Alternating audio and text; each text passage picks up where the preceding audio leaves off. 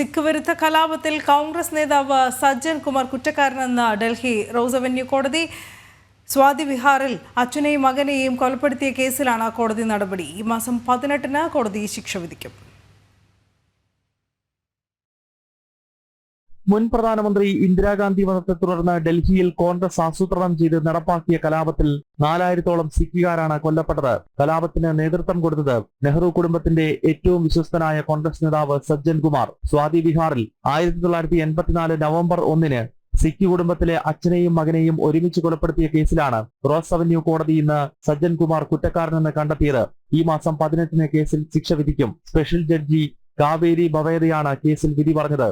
സിഖ് വിരുദ്ധ കലാപത്തിലെ തന്നെ മറ്റൊരു കേസിൽ നിലവിൽ ജീവപര്യന്തം തടവ് തീഹാർ ജയിലിൽ അനുഭവിക്കുകയാണ് മുൻ MP കൂടിയായ സജ്ജൻ കുമാർ. ഡൽഹി കാന്റിൽ നടത്തിയ കൂട്ടക്കുരുതിയിലാണ് ഇപ്പോഴത്തെ ജയിൽ ശിക്ഷ. 79-ാം വയസ്സിലാണ് മറ്റൊരു കേസിൽ കൂടി സജ്ജൻ കുമാർ ശിക്ഷിക്കപ്പെടുന്നത്.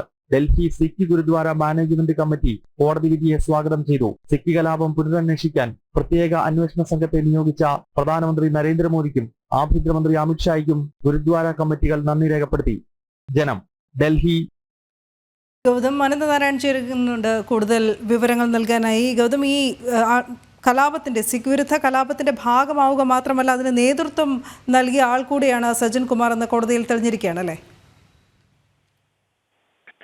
അനു, നേരത്തെ തന്നെ സിഖ് കലാപവുമായി ബന്ധപ്പെട്ട് ആരോപണ വിധേയനാകുകയും ചില കേസുകളിൽ ശിക്ഷിക്കപ്പെടുകയും ചെയ്ത വ്യക്തിയാണ് സജ്ജൻ കുമാർ.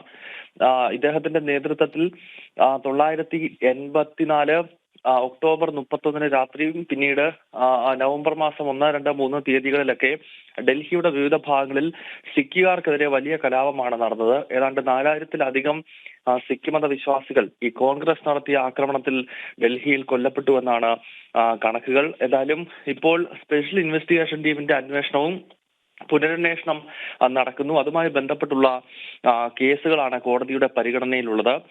നിലവിൽ സജ്ജൻ കുമാർ കുറ്റക്കാരനെന്ന് കണ്ടെത്തിയത് സരസ്വതി നഗറിൽ ഒരു സിഖ് കുടുംബത്തിൽ അച്ഛനെയും മകനെയും ഒരുമിച്ച് കൊലപ്പെടുത്തിയ കേസിലാണ്. ഇന്നിപ്പോൾ ഡൽഹി റോസ് അവന്യൂ കോടതി സജ്ജൻ കുമാർ കുറ്റക്കാരനെന്ന് കണ്ടെത്തിയത്. 18-നാണ് ശിക്ഷ വിധിക്കുക. നേരത്തെ കാന്റ് മേഖലയിൽ സിഖുകാരെ കൊലപ്പെടുത്തിയതുമായി ബന്ധപ്പെട്ട കേസിൽ നിലവിൽ സജ്ജൻ കുമാർ കുറ്റക്കാരനാണ്. ഇയാൾ തീഹാർ ജയിലിൽ ജീവപര്യന്തം ശിക്ഷ അനുഭവിക്കുകയാണ്. അതിനിടയിലാണ് ഇപ്പോൾ 79-കാരനായ കോൺഗ്രസിന്റെ മുൻ MP മറ്റൊരു സിഖ് വിരുദ്ധ കലാപവുമായി ബന്ധപ്പെട്ട കേസിൽ കുറ്റക്കാരനെന്ന് കോടതി കണ്ടെത്തുന്നത്. എന്തായാലും സിഖ് വിരുദ്ധ കലാപം കോൺഗ്രസിന് എല്ലാ കാലഘട്ടങ്ങളിലും വലിയ തലവേദനയായി തന്നെ തുടരും എന്ന സന്ദേശം നൽകുന്ന കോടതി വിധിയാണ് ഇന്നിപ്പോൾ പുറത്തു വന്നത്. അനു, ശരി.